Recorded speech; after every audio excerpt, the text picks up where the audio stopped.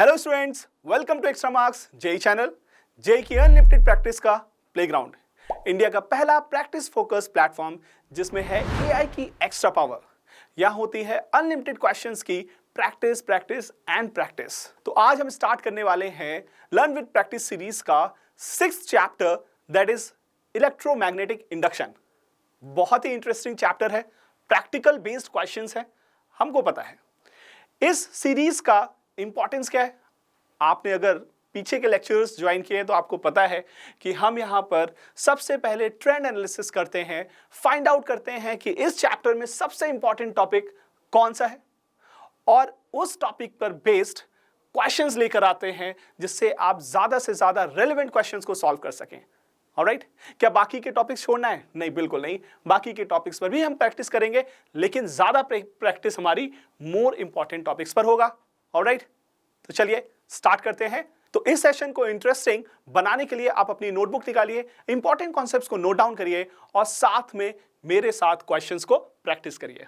Okay, और and of the session में आपको डिस्क्रिप्शन पे जाना है, वहां पर ओपन टेस्ट का एक लिंक अवेलेबल है, उस पर आपको क्लिक करना है और आप direct extra marks learning app पर पहुंच जाएंगे एंड देन आप एक क्वेश्चन पेपर को सॉल्व कर सकते हैं, आप अपनी लर्निंग को एनालाइज कर सकते हैं। वहां आपको इंस्टेंट रिजल्ट मिलेगा एंड आपको साथ में सॉल्यूशंस मिलेंगे वीडियो एंड टेक्स्ट फॉर्म में।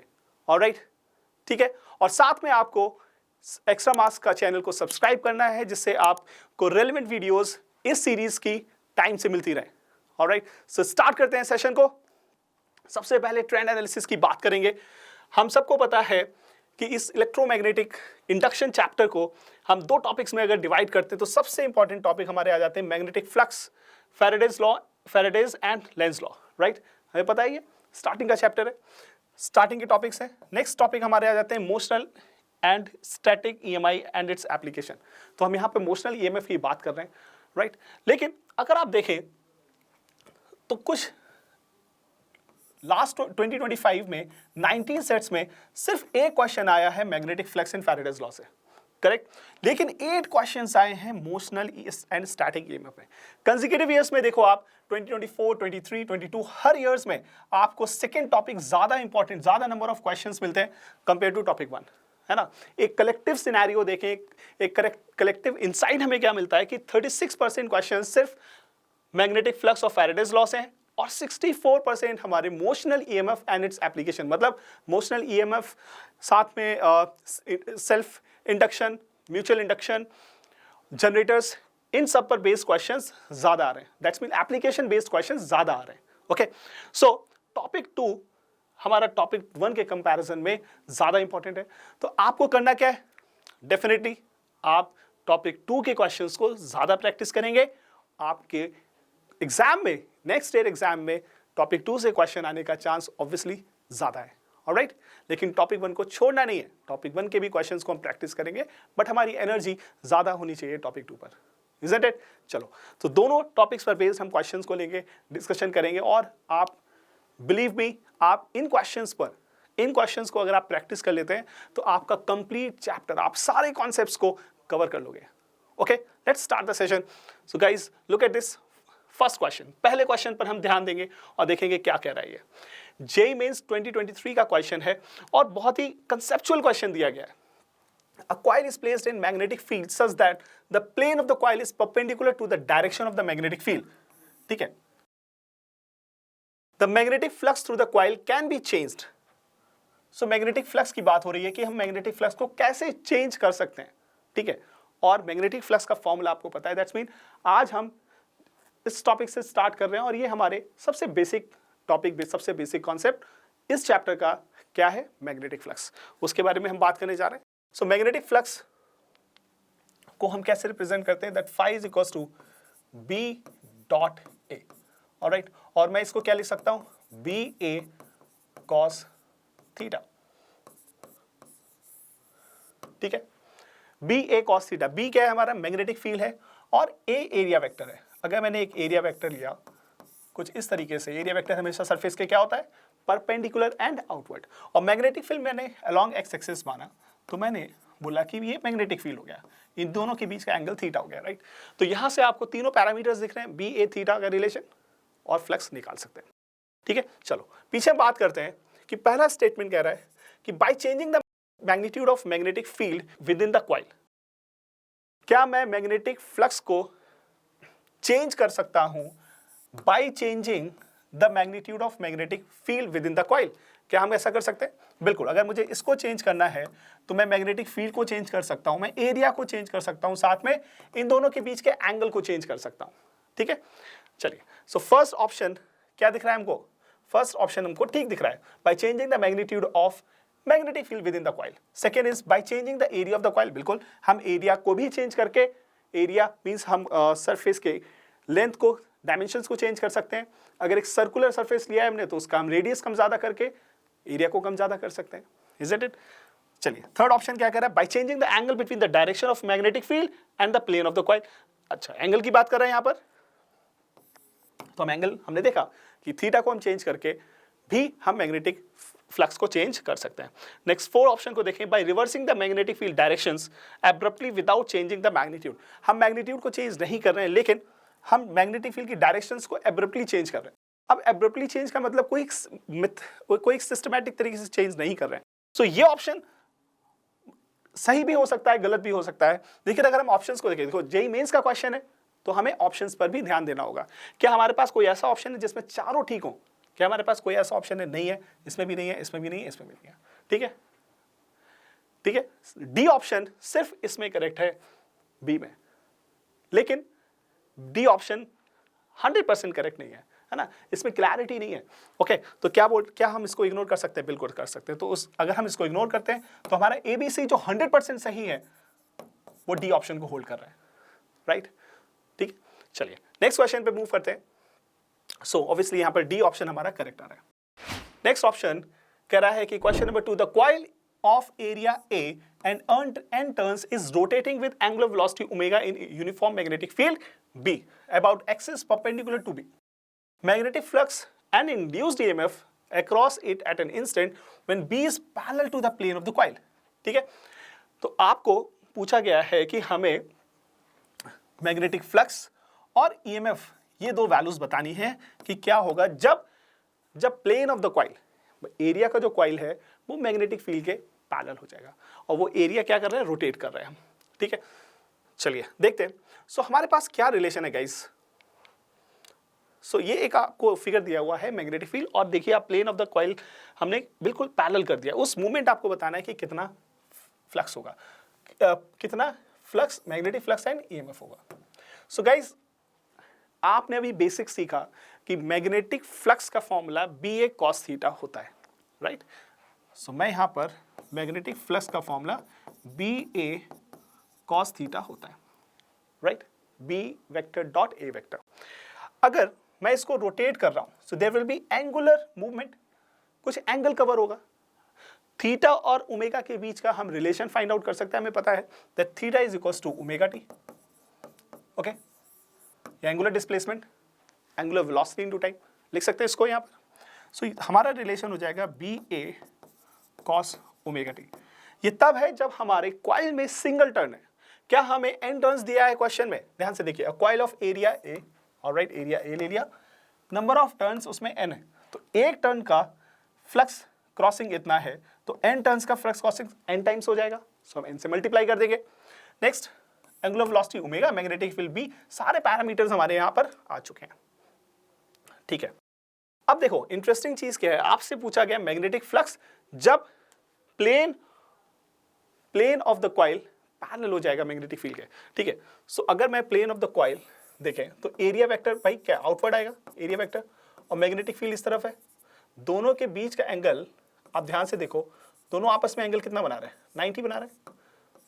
ये प्लेन है, ये आउटवर्ड होगा, दोनों के बीच का एंगल 90 है। सो हम इसको भी लिख सकते थे, या फिर मैं डायरेक्ट इस रिलेशन को NBA cos थीटा, थीटा की वैल्यू हमें क्या है? 90 है। मैं इस 90 को यहाँ पुट करूंगा और फ्लक्स की वैल्यू कितनी हो जाएगी? देखिए n, this will be equal to NBA cos 90, और आपको पता है cos 90 की वैल्यू 0 होता है। दैट्स मीन इस मूवमेंट पर फ्लक्स का वैल्यू कितना हो जाएगा गाइस? इस मूवमेंट पर मैग्नेटिक फ्लक्स का वैल्यू 0 हो गया। सिंपल, ठीक है। अब सेकेंड पैरामीटर देखते हैं। सेकेंड पैरामीटर हमको क्या दिया है, ईएमएफ की बात हो रही है। क्या ईएमएफ भी जीरो होगा? मैग्नेटिक फ्लक्स जीरो हो गया तो क्या ईएमएफ भी जीरो होगा? आप करेक्ट, आप बहुत सोच के तो लग रहा होगा कि भाई मैग्नेटिक फ्लक्स ही जीरो हो गया तो ईएमएफ भी जीरो हो जाना चाहिए, बट ऐसा नहीं है। आपको ये चीज फाइंड आउट करनी पड़ेगी। कैसे फाइंड आउट करेंगे हम? फैराडेज लॉ से, that E is equals to minus d∅dt, इसको यूज करेंगे। ऑलराइट, तो इस पैरामीटर को, ना कि इस पैरामीटर को बल्कि नीचे वाले को, क्योंकि ओमेगा के टर्म्स में हमें लिखना है, राइट। तो इस इक्वेशन को अगर मैं डिफरेंशिएट कर दूं तो मुझे ईएमएफ मिल जाएगा, इज इट?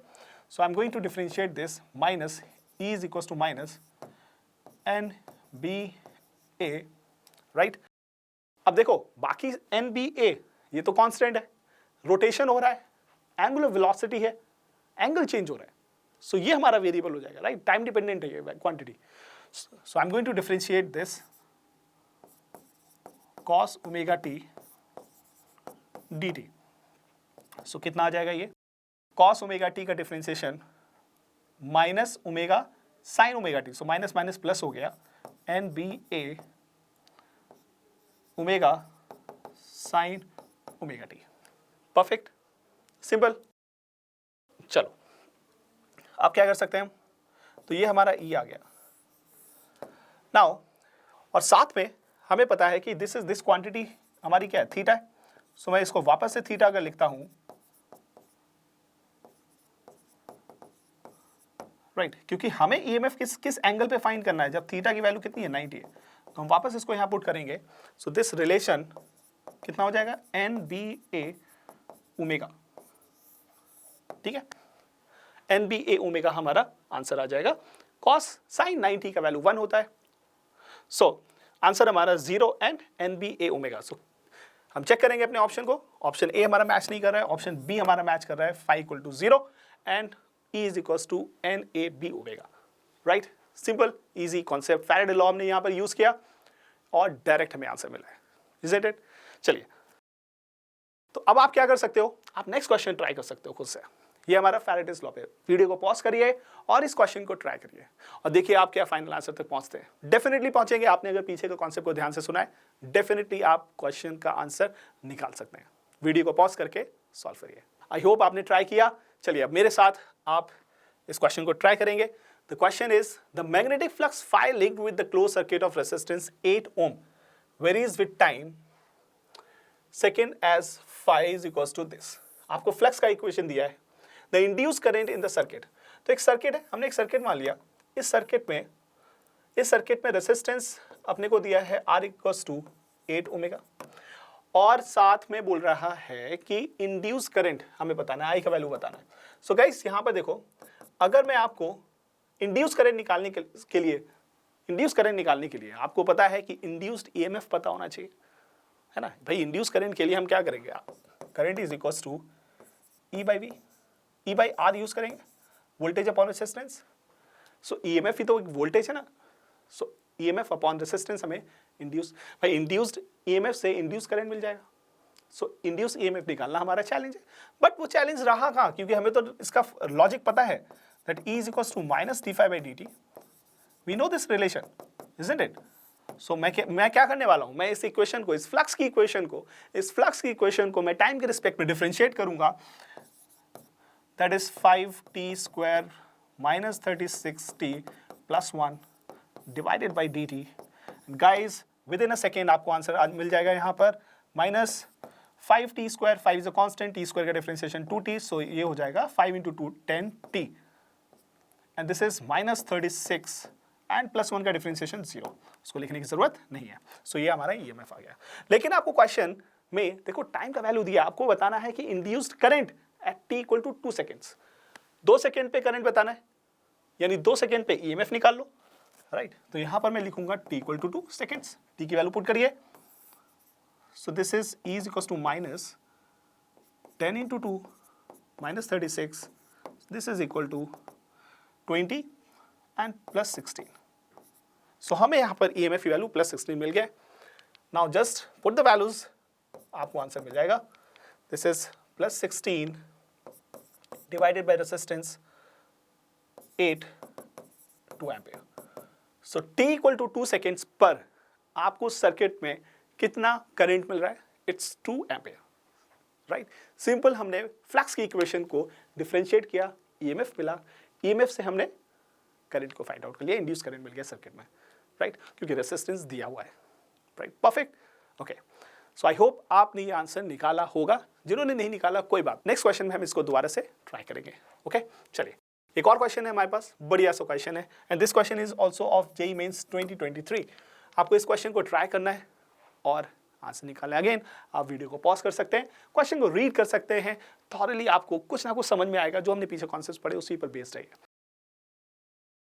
और बिल्कुल नहीं घबराना है, इतने बड़े से स्टेटमेंट को देख के बिल्कुल कभी एग्जाम हॉल में टेंशन नहीं लेना है। सबसे पहला काम, रीड करो, अंडरस्टैंड करो सिचुएशन क्या दिया हुआ है, उससे जो इंपॉर्टेंट डेटा है उसको निकालो, और हमें जो कॉन्सेप्ट्स पता है उस डेटा में कॉन्सेप्ट्स को डाल दीजिए, आपका आंसर आ जाएगा, है ना। कभी भी लॉन्ग स्टेटमेंट से डरना नहीं है, अरे सर ये तो होना नहीं है, जेईई का क्वेश्चन, ना ना बिल्कुल नहीं। आप देखो कितना ईजी है, एक लाइन में खत्म हो जाएगा, सिंगल लाइन, ठीक है। चलिए देखते हैं। An insulated copper wire of 100 turns, so n equals to 100 लिख लिया हमने, is wrapped around a wooden cylindrical core of the cross section area 24 centimetre square. अब देखो 100 टर्न्स दिए थे, ये तो n हो गया, अब ये एरिया हो गया ना 24 सेंटीमीटर स्क्वायर। इसको हमें ऐसा यूनिट में करना पड़ेगा, कैसे करते हैं? 24 इंटू 10⁻⁴ मीटर स्क्वायर, सेंटीमीटर को मीटर में convert. Next, the two ends of the wire connected to a resistor, okay, the total resistance of the circuit is 12 ohm, ठीक है। तो total resistance of the circuit दे दिया है आपको 12 ohm. Next, if an externally applied uniform magnetic field in the core along the axis changes from 1.5 Tesla in one direction to 1.5 Tesla in another direction. So देखो magnetic field change कर रहा है, ठीक है, B1 से B2। सो B1 अगर हमने 1.5 Tesla माना, सो गाइस B2 आप कितना मानोगे? B1 से B2 हो रहा है, राइट। सो B1 कह रहा है वन डायरेक्शन में है 1.5 टेस्ला, अब इसको चेंज कर दिया हमने 1.5 टेस्ला इन ऑपोजिट डायरेक्शन, मतलब हम इधर आ गए 1.5 टेस्ला इन दिस डायरेक्शन। सो अगर मैंने ये डायरेक्शन को पॉजिटिव लिया है तो मुझे इस डायरेक्शन को नेगेटिव लेना पड़ेगा, सो this will become -1.5 Tesla, okay. So B1 B2 की वैल्यू हमारी क्लियरली यहां से मिल चुकी है। अब नेक्स्ट बात हो रही है the charge flowing through the point in the circuit. पीछे हमने ईएमएफ निकाला, उसके बाद हमने एक लास्ट क्वेश्चन जो किया उसमें हमने करंट निकाला। अब देखो आपसे चार्ज फ्लो पूछ रहा है कि सर्किट में चार्ज कितना फ्लो करेगा। सो आप देख रहे हो एक चीज से दूसरी चीज से तीसरी चीज में जेईई आपको ट्रैप करने की कोशिश करता है ना। आपने ईएमएफ निकालना सीखा तो उसने नेक्स्ट ईयर ईएमएफ में क्वेश्चन नहीं पूछा, किस में पूछा? इंड्यूस करंट पूछा। आपने इंड्यूस करंट निकालना सीखा लास्ट क्वेश्चन में, अब इसने चार्ज फ्लो पूछ दिया, डरने की जरूरत नहीं है, सेम कॉन्सेप्ट यूज होगा, इजंट इट। चलिए, सो चार्ज फ्लो हमें बताना है, दैट इज डेल्टा क्यू कितना मूव कर गया, राइट। और आंसर आपको देना है मिली कूलम्स में, this should be in milli coulombs. चलो, सो क्या लॉजिक कर सकते हैं गाइस यहां पर, सोचो। So we know the formula कि भाई कैसे हम कॉन्सेप्ट हमें पता है कि हम फैराडे लॉ को अगर यूज करते हैं तो E equal to minus d∅dt use कर सकता हूं मैं, E is equal to minus d∅dt, and this is equal to I into R, right.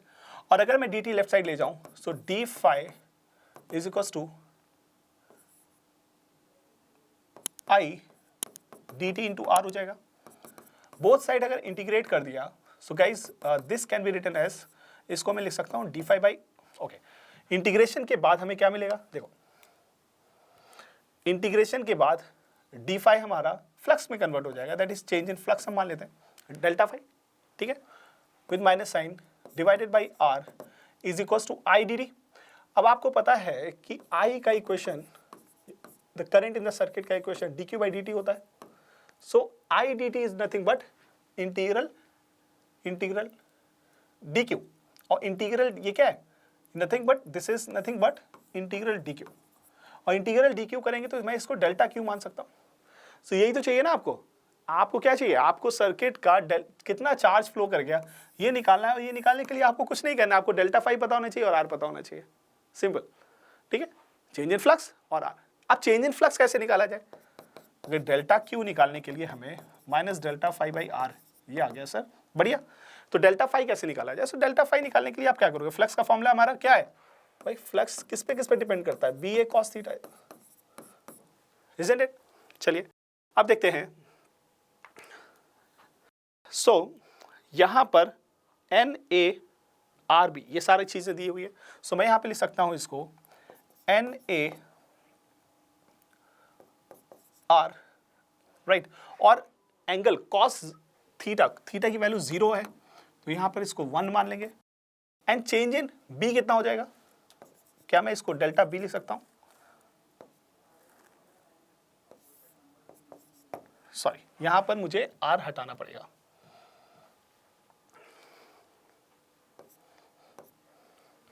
ठीक है, आप फटाफट इसकी वैल्यू पुट कर दीजिए। सो एन इज 100, 24 सेंटीमीटर को मैं 10⁻⁴। Next is B1 1.5, 1.5, that will be -1.5 to -1.5, change की बात कर रहे हैं, and divided by R, that is 12। So इसको आप सॉल्व करिए, this will be equals to 12 2 and this is 6, है ना, ये 12 हो गया, ये हो गया 3 2 जा 6, minus minus plus 6 into 10 to power -2 और 60 मिली कूलम। ऑलराइट, तो आंसर हमें यहां पर मिल जाता है 60 मिली कूलम। चेक करते हैं हम अपने आंसर को। यस, आंसर हमारा सही है, 60 मिली कूलम आंसर आएगा। ऑलराइट, चलो, सो 60 आंसर हो जाएगा, आपको ये ध्यान रखना है, यूनिट्स में कन्वर्ट कर सकते हैं हम। चलिए मूव करते हैं नेक्स्ट क्वेश्चन में। This is the question of JEE Mains 2025 और इस क्वेश्चन में आपको 4 ऑप्शंस दिए गए हैं। आप ध्यान से देखिए, आपको ईएमएफ वर्सेस टाइम का रिलेशन बताना है। ठीक है, अब सिचुएशन क्या है क्वेश्चन में, इसको हम पढ़ेंगे। The rectangular metallic loop is moving out of a uniform magnetic field region to a field free region with a constant speed. When the loop is partially inside the magnetic field, the plot of magnitude of induced EMF versus time. Induced EMF के magnitude versus time आपको find out करना है। ठीक है, चलिए अब देखते हैं। इसी सिचुएशन में ये मैग्नेटिक फील्ड हो गया इनवर्ट, कांस्टेंट है, एक लूप स्क्वायर लूप है। इस स्क्वायर लूप को हम कांस्टेंट v स्पीड से बाहर की तरफ फेच कर रहे हैं, खींच रहे हैं। ठीक है, तो डेफिनेटली यहाँ पर फ्लक्स चेंज होगा जिसके चलते इस लूप में ईएमएफ जनरेट होगा। इतना तो हमें समझ में आ रहा है ना, यहाँ पर ईएमएफ फ्लक्स चेंज होने की वजह से जनरेट होगा। नाउ पहले तो हम फ्लक्स निकालेंगे। फ्लक्स कैसे कंसीडर कर सकते हैं? देखिए, अगर मैं यहाँ पर स्मॉल लेंथ dx कंसीडर करूँ, क्यों करना चाह रहा हूँ? क्योंकि मैं एक छोटे से एरिया को कंसीडर करना चाह रहा हूँ, राइट, और लेंथ मैंने माना ये l। सो गाइज, मैं आपसे पूछूं कि ये एरिया किसके इक्वल हुआ? ये एरिया DA हो गया। So I can write d phi is equals to BDA cos theta, the angle. अब एंगल कितना है बताओ जरा, एंगल कितना है यहाँ पर? Magnetic field invert, DA area vector भी इनवर्ट, दोनों के बीच का एंगल हो गया 0 डिग्री। ठीक है, सो नाउ मैं यहां पर लिख सकता हूं the d phi is equals to B and DA कितना हो जाएगा? L into dx, L into dx। So हमने यहां पर d phi निकाल दिया। ठीक है, लेकिन हमको चाहिए रिलेशन EMF वर्सेस टाइम का। EMF कैसे निकाला जा सकता है फ्लक्स से? E is equals to minus d phi by dt। Faraday's law में पता है, हम इसको यूज करेंगे। So if I differentiate this, तो ये रिलेशन क्या बन जाता है? BL dx by dt and this is equal to BLV with minus है। ठीक है, सो EMF हमारे पास आ चुका है माइनस BLV, बट आपको क्वेश्चन में magnitude of EMF versus time निकालना है। दैट्स मीन दोनों साइड में अगर मॉड लगा दूं तो ये हमारा BLV के इक्वल हो जाएगा। परफेक्ट। नाउ आप अगर ध्यान से देखो इस रिलेशन को, EMF हमारा B पर डिपेंड कर रहा है जो कि है कांस्टेंट, लेंथ L पे वो भी कांस्टेंट है, वेलोसिटी V भी कांस्टेंट है। That's mean this whole parameter is coming constant, so definitely EMF भी हमारा कांस्टेंट हो जाएगा, है ना। सो मैं बोल सकता हूं कि इस रिलेशन से हमें EMF की वैल्यू कांस्टेंट मिल रहा है। अगर मैं ग्राफ प्लॉट करूंगा EMF वर्सेस टाइम। तो किसी भी टाइम में हम देखें, किसी भी टाइम में देखें हम, सो हमें ईएमएफ हमेशा कांस्टेंट मिलेगा, राइट, कांस्टेंट मिलेगा, there will not be any change. ठीक है, चलिए अब देखते हैं बेस्ट ग्राफ कौन सा दिख रहा है आपको। यहां पर ईएमएफ वर्सेस टाइम ए में देखें आप, सो ईटी नॉन लीनियरली इंक्रीज कर रहा है, ईएमएफ बी में लीनियरली इंक्रीज कर रहा है, बट इंक्रीज तो नहीं करना है, ईएमएफ कांस्टेंट है हमारा। ई नॉन लीनियरली डिक्रीज कर रहा है, and in the D option EMF looks constant. So D is the perfect matching, हमारे आंसर से ये परफेक्टली मैच कर रहा है, right. So D is the correct answer.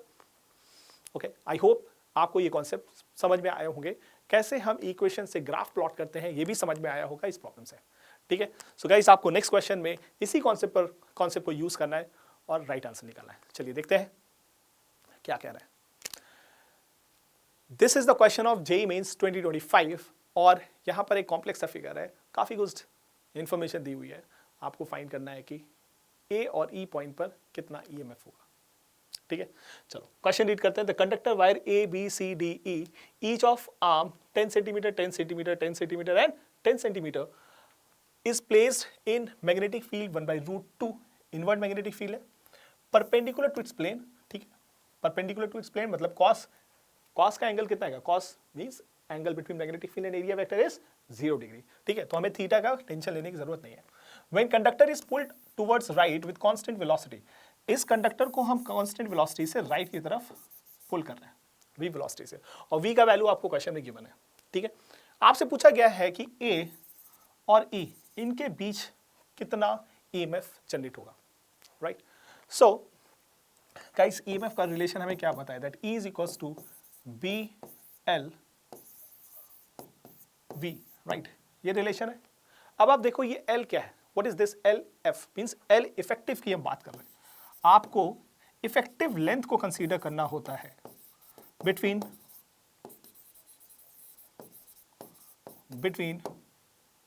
2 points और 2 एंड्स, 2 एंड्स के बीच का इफेक्टिव लेंथ कंसीडर करना होता है। तो यहां पर इफेक्टिव लेंथ आपको क्या दिख रहा है, ए और ई के बीच का इफेक्टिव लेंथ कुछ ये होगा, this is the L effective. क्या इसका वैल्यू हम फाइंड आउट कर सकते हैं, बहुत इजीली फाइंड कर सकते हैं। So clearly I can say भाई ये जो टोटल लेंथ है ये कुछ नहीं इस लेंथ के इक्वल है, इजंट इट। अगर ये आपको 10 सेंटीमीटर दिया है तो ये लेंथ किसके इक्वल हो जाएगा भाई, टोटल एंगल 90, तो ये बचा हुआ angle 45 degree and this is also 45 degree. So ये लेंथ कितना हो गया, आप sine theta cos theta, sine theta हम यूज कर सकते हैं, the sine 45 is equals to perpendicular upon hypotenuse. So perpendicular upon hypotenuse that is 10 centimetre. So perpendicular का value that's mean this value कितना हो गया, ये 10/√2 सेंटीमीटर। साइन 45 हमारा 1/√2, तो मैं इसको यहाँ पर 10/√2 सेंटीमीटर और ये लेंथ भी हमारा 10√2 सेंटीमीटर। सो 10/√2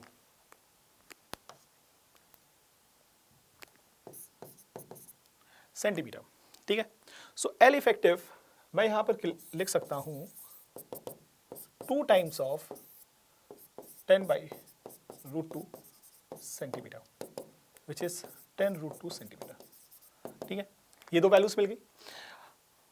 मैग्नेटिक फील्ड आपको ऑलरेडी क्वेश्चन में गिवन है 1/√2, वेलोसिटी भी आपको क्वेश्चन में गिवन है, तो सारे पैरामीटर्स हमने, सारे अननोन पैरामीटर्स हमें यहां पर पता चल चुके हैं। अब सिंपली हमें रिलेशन में पुट करना है और आंसर मिल जाएगा। 1/√2 is the magnetic field, L effective already निकाल चुके हैं हम 10√2 सेंटीमीटर, इसको हम मीटर में कन्वर्ट करेंगे। So 10√2 metre is 10⁻², and the velocity we are having here, the velocity is 10 centimetre per second, इसको भी हम मीटर पर सेकेंड में कन्वर्ट करेंगे, that is 10 × 10⁻² metre per second, right. So this will get cancel out, आपको यहाँ पर 100 × 10⁻⁴ volts मिल रहा है, इसको मिली वोल्ट्स में हम 10 मिली वोल्ट्स लिख सकते हैं। तो दोनों एंड्स के बीच में कितना ईएमएफ जनरेट हो रहा है गाइस, 10 मिली वोल्ट्स, है ना। तो कॉन्सेप्ट आपको यहाँ पे क्या समझना है कि जब भी हमें कुछ भी कॉम्प्लेक्स सा, कुछ भी अजीब सा सर्किट बना के दें, फर्क नहीं पड़ता, है ना। आप देखो इन डायमेंशन से कोई फर्क ही नहीं पड़ता, आप कुछ भी शेप में मिल जाए कोई फर्क नहीं पड़ेगा, आपको सिर्फ 2 डायमेंशंस के बीच का लेंथ, दो पॉइंट्स के बीच का परपेंडिकुलर डिस्टेंस कंसीडर करना है और उसको लेकर वो हमारा एल इफेक्टिव हो जाएगा and then we can calculate the value of EMF, right? Simple logic, simple easy. और जेईई मेंस आपसे इतना ही एक्सपेक्ट करता है, इससे ज़्यादा कॉम्प्लेक्स क्वेश्चंस अगर हम इस टॉपिक से आता है तो वो जेईई एडवांस में होता है, राइट? सो जेईई मेंस में अगर आप इस टाइप के एल इफेक्टिव के क्वेश्चंस को कर लेते हैं तो आप डेफिनेटली अच्छा क्वेश्चन भी आएगा अगर तो उसे सॉल्व कर सकते हैं। चलिए आगे बढ़ते हैं। नेक्स्ट, जेईई मेंस 2024, एक और क्वेश्चन है हमारे पास और इस क्वेश्चन में क्या कह रहा है? The horizontal straight wire 5 metre long extended from east to west falling freely at the right angle to horizontal. So मैं अगर यहाँ पर डायरेक्शंस को प्लॉट करूँ, so this is north, this is south, this is west and this is east, ठीक है? कुछ इसी तरीके से हॉरिजॉन्टल प्लेन में डायरेक्शंस हमें मिलती है ना, नॉर्थ साउथ आपकी तरफ, ईस्ट इधर, वेस्ट इस तरफ, राइट? अब बोल रहा है कि एक हमने 5 मीटर लॉन्ग वायर को लिया है, तो मैं एक 5 मीटर लॉन्ग वायर को ले लिया, let's say this is the wire of length 5 metre और ये वर्टिकली फॉल कर रहा है, राइट? ये डाउनवर्ड फॉल कर रहा है। मैग्नेटिक फील्ड, आपको क्वेश्चन में एक चीज और दिया गया, the right angle to the horizontal component of the earth magnetic field. आपको मैग्नेटिक फील्ड भी क्वेश्चन में गिवन है और जो कि है अर्थ की मैग्नेटिक फील्ड। तो horizontal component of earth magnetic field कितना गिवन है? It's 0.60 into 10⁻⁴। Alright, next is, आपसे पूछा गया है कि आपको instantaneous value of EMF find करना है when it velocity is 10 metre per second. जब वेलोसिटी 10 मीटर पर सेकेंड हो जाएगा उस मोमेंट पर आपको फाइंड आउट करना है कि कितना ईएमएफ इस में जनरेट होगा। मैग्नेटिक फील्ड आपको किसका कंसीडर करना है? अर्थ का, ठीक है? अर्थ के अराउंड मैग्नेटिक फील्ड है, उसका हॉरिजॉन्टल कंपोनेंट की वैल्यू दिया हुआ है, हम डायरेक्ट इसी को यूज करेंगे। सो नाउ ईएमएफ आ जाएगा E is equals to B L V. So यहां पर हमको बी एच का वैल्यू 0.6 इंटू 10⁻⁴ गिवन है। लेंथ क्वेश्चन में 5 मीटर गिवन है, right? So this is 5 metre, okay? So ये 5 मीटर है, इसको मैं 5 लिखूंगा। वेलोसिटी 10 आप कंसीडर करोगे, आपको जब वेलोसिटी 10 मीटर पर सेकेंड है उस टाइम ईएमएफ बताना है, okay?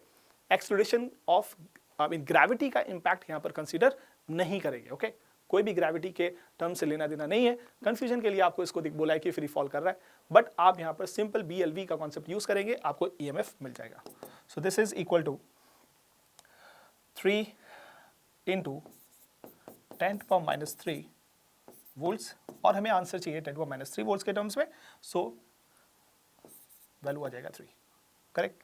So fill in the blanks, जो मिसिंग वैल्यू है हमको यहाँ पर 3 लिखना होगा, ठीक है? चलिए मूव करते हैं नेक्स्ट क्वेश्चन में। सो गाइज, अब हम अपने सेकेंड टॉपिक पर पहुंच चुके हैं जहां हम बात करने वाले हैं सेल्फ इंडक्टेंस से। इंडक्टेंस दो तरीके का है, self inductance and mutual inductance. उस पर बेस्ड हम कुछ क्वेश्चंस का प्रैक्टिस करने वाले हैं, ठीक है?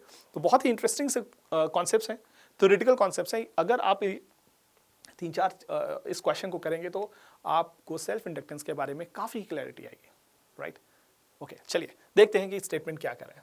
रिगार्डिंग सेल्फ इंडक्टेंस, ये कुछ आपको ABCDE 5 पॉइंट्स गिवन है, 1 2 3 4 5, और आपको बताना है कि कौन सा ऑप्शन करेक्ट है, कौन से ऑप्शंस करेक्ट है ना? मल्टीपल ऑप्शंस करेक्ट है इसमें, ठीक है? So now one by one हम सेल्फ इंडक्टेंस के बारे में देखेंगे, उनकी प्रॉपर्टीज के बारे में एनालाइज करेंगे। सो सबसे पहला पॉइंट कह रहा है the self inductance of the coil depends upon the geometry. क्या ऐसा है? सेल्फ इंडक्टेंस ज्योमेट्री पर डिपेंड करता है। आप पॉज करो, रिकॉल करो, सोचो क्या हमारे पास रिलेशंस है, क्या रिलेशंस है हमारे पास, क्या हमारे पास ये रिलेशन है सेल्फ इंडक्टेंस का, N∅ = Li, है ना? बट यहां पर कोई भी फिजिकल पैरामीटर्स पर डिपेंडेंसी नहीं दिख रहा है। तो एक काम करते हैं, हम इंडक्टर को कंसीडर करते हैं। इंडक्टर कैसा दिखता है हमें? इंडक्टर एक सोलेनाइड की तरह दिखता है, ठीक है? जिसका लेंथ हो गया L, area of cross section हम मान सकते हैं A, सो मिडिल पॉइंट पर मैग्नेटिक फील्ड कितना हो जाएगा, कांस्टेंट मानेंगे mu naught Ni. What is this N? This small is number of turns per unit length, है ना, number of turns per unit length, मतलब मैं इसको बोल सकता हूँ N is equals to number of turns per unit length L. Correct.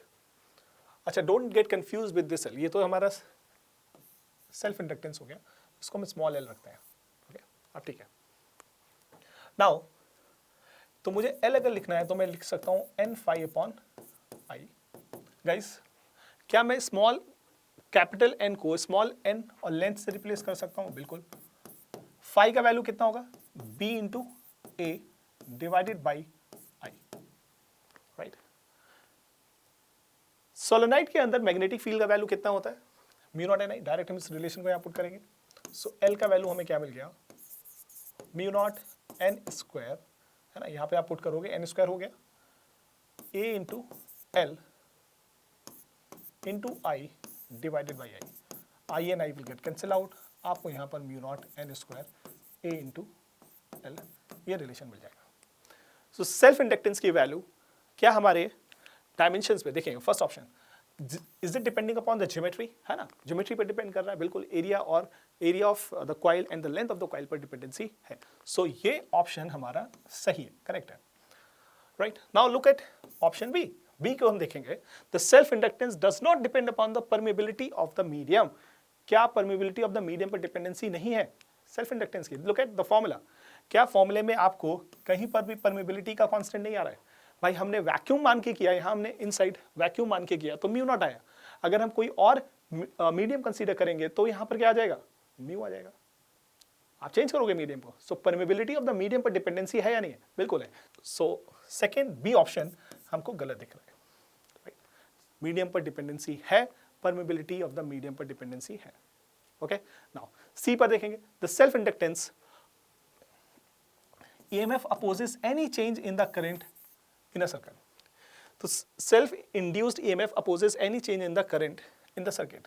क्या भाई ये तो फिजिकल, ये तो हमारी सीधी सीधी प्रॉपर्टी होती है सेल्फ इंडक्टेंस की. इंडक्टेंस का काम ही क्या होता है कि वो सर्किट में इंक्रीज होने वाले करंट को रिड्यूस करेगा, है ना. That E is equal to minus L di/dt. अगर आप करंट में चेंज करोगे तो कुछ EMF डेवलप होगा, इंड्यूस्ड होगा, तो सर्किट पे इंक्रीज होते करंट को डिक्रीज करने की कोशिश करेगा. राइट. अब लेंस लॉ का भी यही कॉन्सेप्ट था. ओके, चलिए. So self induce EMF opposes any change in the current in the circuit. बिल्कुल सही है. सो ये स्टेटमेंट बिल्कुल करेक्ट है. नाउ डी ऑप्शन देखेंगे. The self inductance is electromagnetic analogue of mass in mechanics. क्या जैसा बिहेवियर मास का होता है मैकेनिक्स में, वैसा ही बिहेवियर सेल्फ इंडक्टेंस का है.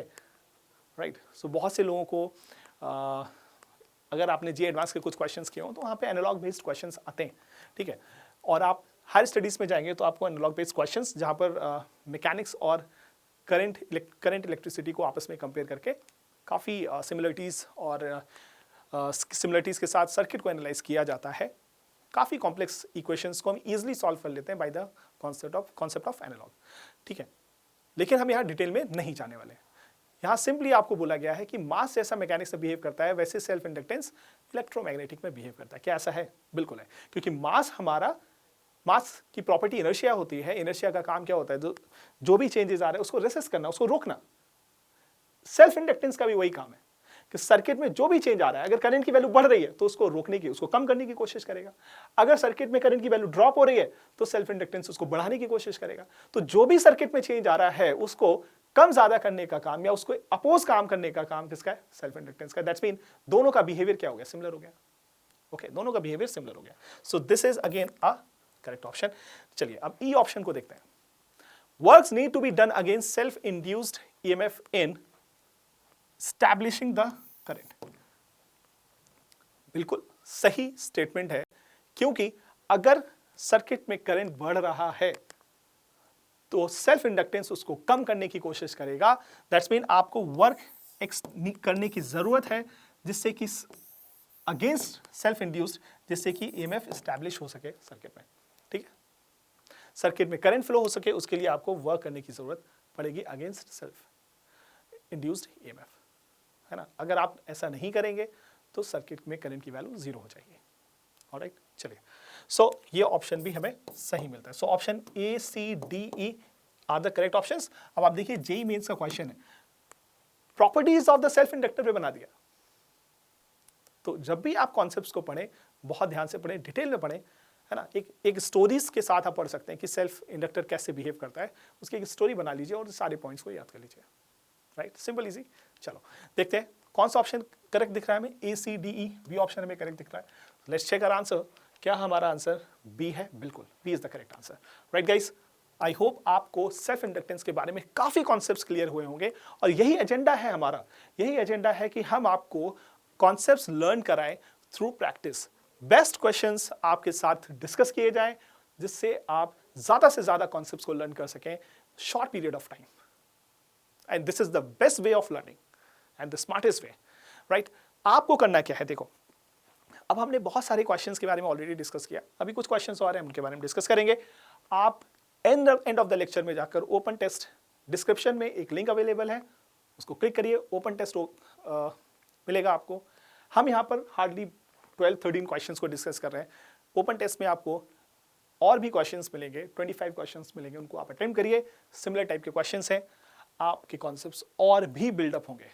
राइट, पेपर को अटेम्प्ट करने के बाद आपको एनालिसिस मिलेगा, वीडियो सॉल्यूशंस मिलेंगे, टेक्स्ट सॉल्यूशंस मिलेगा और साथ में आप एक्स्ट्रा मार्क्स की लर्निंग ऐप को एक्सप्लोर कर सकते हैं, अमेजिंग फीचर्स को भी एक्सप्लोर कर सकते हैं। Alright guys, so don't forget to do this after the end of the lecture. चलिए आगे बढ़ते हैं नेक्स्ट क्वेश्चन में। अब आप हमें, जैसा कि आपको बताया कि एक क्वेश्चन हमने सेल्फ इंडक्टेंस का लिया, अब हम नेक्स्ट क्वेश्चन म्यूचुअल इंडक्टेंस का लेंगे। ठीक है, और इस टाइप के क्वेश्चंस आपको काफ़ी मिलेंगे। आप प्रीवियस ईयर में जाइए, कहीं आपको 2 स्क्वायर बना देगा और पूछेगा इनके बीच का म्यूचुअल इंडक्टेंस बताइए। कभी 2 कॉइल सर्कल में बना देगा और बोलेगा इनके बीच में रिंग्स हैं, है ना, कॉइल्स हैं, इनके बीच का सेल्फ म्यूचुअल इंडक्टेंस पूछेगा। या फिर एक सर्कुलर और एक रेक्टेंगुलर कॉइल बना देगा और पूछेगा सेल्फ इंडक्टेंस बनाइए। राइट, सो कॉन्सेप्ट सेम एक ही लगेगा सब में, इन सब में सेम एक ही कॉन्सेप्ट लगेगा म्यूचुअल इंडक्टेंस फाइंड करने का। तो क्यों ना हम एक क्वेश्चन को करते हैं और कॉन्सेप्ट को समझते हैं और हम उस पर बेस्ड कोई और भी क्वेश्चन आएगा हम कर लेंगे। Right, correct. Alright, so be attentive, be focused. चलिए देखते हैं इस क्वेश्चन में क्या कर रहा है कि small square loop of wire of side L, small of side L is placed inside a large square loop। ये large square loop हो गया जिसका लेंथ L है। Both loops are co-planar, एक ही प्लेन में दोनों को रखा हुआ है। राइट, दोनों सेम प्लेन में।